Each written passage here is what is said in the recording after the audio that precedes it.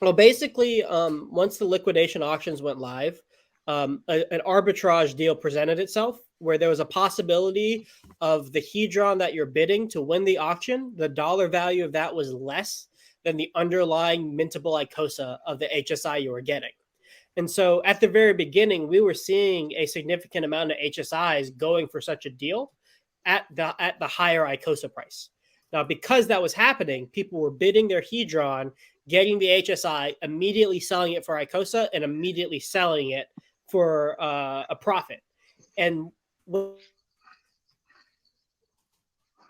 happening when that happens is inflation is being introduced to the system and immediately dumped on the market. And so that's a large reason why we've seen the Icosa price take such a hard hit lately, is because people have been able to arbitrage it down.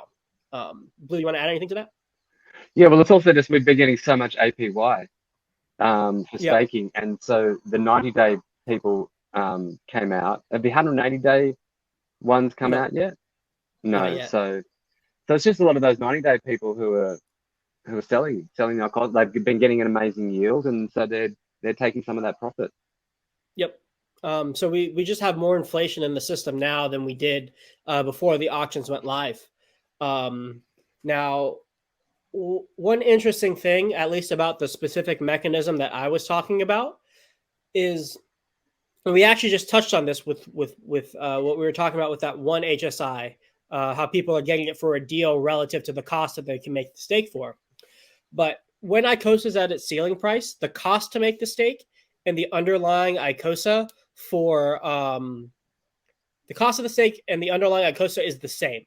As the Icosa price goes down, there is now two different arbitrage points: the cost of the underlying Icosa and the cost to make the stake. These are two different points you can measure a discount from. As the Icosa price goes down, the difference between the cost to make the stake and the underlying Icosa, that delta increases more and more, where at some point people are going to flip bidding for these HSIs for the Icosa, and they're going to start bidding for it for the deal relative to making that stake off the market. And so because of that, at some point, some of the inflation going on to the Icosa chart is going to be turned off, because the people that are winning the HSIs don't want the underlying Icosa. They just want the T-shares. So as the price of Icosa goes down, part of its inflation is actually turning off. And when you turn off inflation and you turn off sell pressure, that at least moves things in the direction that makes it more probable to make a bottom. So it's just like the lower the Icosa price goes, less inflation is coming out, because less people are getting HSIs at a deal where they would want to mint that underlying Icosa.